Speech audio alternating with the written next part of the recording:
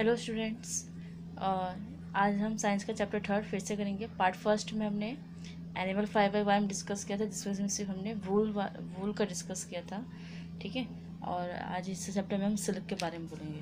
तो हम एक बार रिवीजन कर लेते हैं। जैसे एनिमल फाइबर दो थे आपके, ठीक है, animal fibre, wool and silk.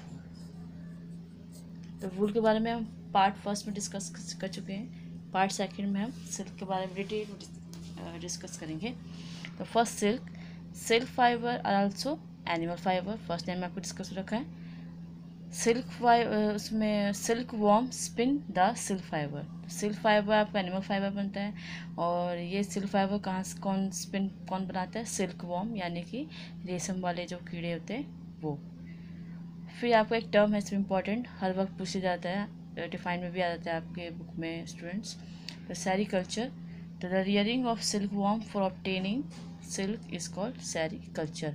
यानी कि जो सिल्क वॉर्म को पाला जाता है फॉर ऑब्टेनिंग सिल्क के लिए, जब सिल्क रेशम के कीड़ों को पाला जाता है तो उसे हम सेरीकल्चर कहते हैं। ठीक है, अभी सिल्क जो है, रेशम वाले जो कीड़े हैं वो कैसे उनको पाला जाता है, या क्या उसकी लाइफ हिस्ट्री के बारे में डिस्कस करें, कैसे वो जन्म लेते हैं, कैसे वो कीड़े बनते हैं। ठीक है, तो आपकी बुक में अच्छे से डिटेल में डायग्राम होगा। ये एनसीईआरटी की बुक से मैंने बनाया है। ठीक है, तो ये देखिए।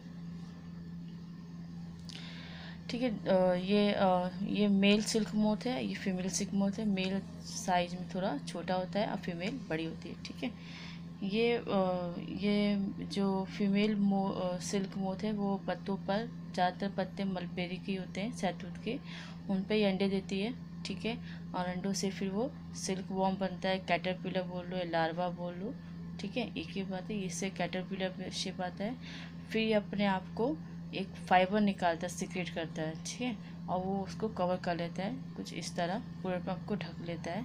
ठीक है, कोकून बोलते हैं इसको। और फिर इस कोकून के अंदर जो है ये सिल्क जो है डेवलप होता है। ठीक है, और मोथ बन जाता है। ठीक, अब हम इसका डायग्राम हमने समझ लिया है। ठीक है, अब इसके हम डिटेल में पढ़ते हैं। The female silk moth lays egg from which hatch larva which are called caterpillar और सिल्क वॉर्म। ठीक है, फीमेल सिल्क मोथ जो है अंडे देती है, और फिर अंडे से लार्वा निकलता है। ठीक है, हैज़, जैसे हम कैटरपिलर या सिल्क वॉर्म बोलते हैं। इसके बाद नेक्स्ट स्टेज आती है, वो होती है प्यूपा। ठीक है, प्यूपा से वो एक थ्रेड जैसा जो है निकालने लगता है। फर्स्ट नेट होल्ड, अपने आप को होल्ड करने के लिए। तो वो बार बार हेड से लेकर from the side to side, जैसे 8 के फिगर में, ठीक है, ऐसे रेशा निकालता रहता है। और इस तरह करते करते, ये मूवमेंट करते करते कैटरपिलर अपने आप को पूरा कवर करता है। और ये जो फाइबर जो निकालता है वो प्रोटीन का बना होता है, जो कि एयर के लगने से वो हार्ड हो जाता है, और ये क्या बन जाता है? Become silk fibre.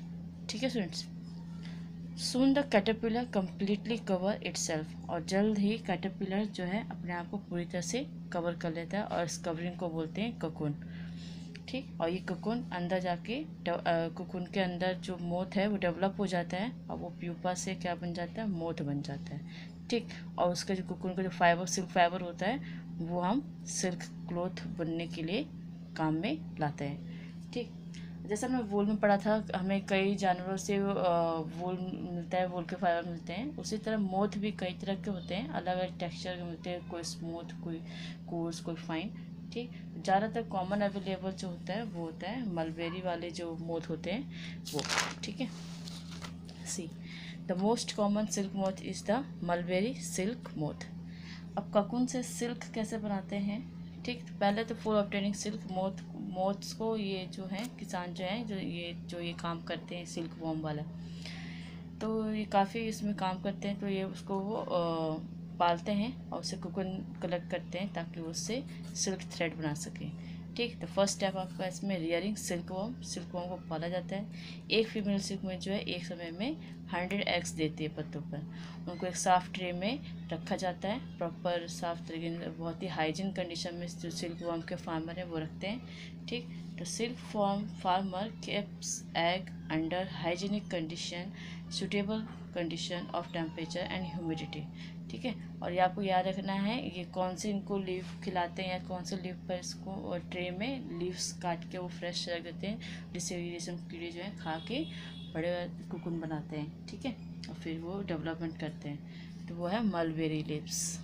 ठीक, मलबेरी लीव्स पे ही इसको खिलाते हैं। और ये अंडे देने के बाद 20-30 20 और 30 डेज तक काफ़ी उसको खाते हैं। फिर इसको खाना बंद कर देते हैं और अपने आप को कोकून से ढक लेते हैं। सेम वही process eggs, larva, caterpillar, cocoon और सिल्क मोथ। ठीक है स्टूडेंट्स, अब इससे सिल्क बनता है। काफ़ी कोकून्स इस्तेमाल करते हैं। A pile of cocoon is used for obtaining silk fibre, the silk fibre separated out. ठीक, वो जो कोकून है उन्हें ज़्यादातर धूप में रख देते हैं सुखाने के लिए, नहीं तो बॉयल भी करते हैं, भाप कर देते हैं, जिससे कि वो उसमें से कोकून जो है कोकून से फाइबर अलग हो जाता है। ठीक है,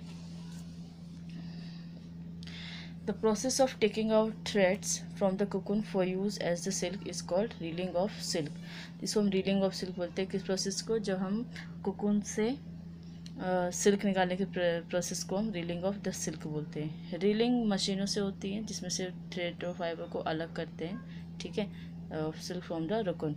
silk fibre are then spun into silk thread which are woven into silk cloth by weavers. ठीक है, फिर सिल्क फाइबर जो है उसको स्पन सिल्क थ्रेड में बना लिया जाता है, लपेट दिया जाता है, और फिर उसको वीवर्स जो हैं उसके सिल्क के कपड़े बनाते हैं। ठीक है student, good luck. Next part पे हम इस वीडियो के इम्पॉर्टेंट क्वेश्चन आंसर करेंगे। ठीक है स्टूडेंट्स, गुड लक।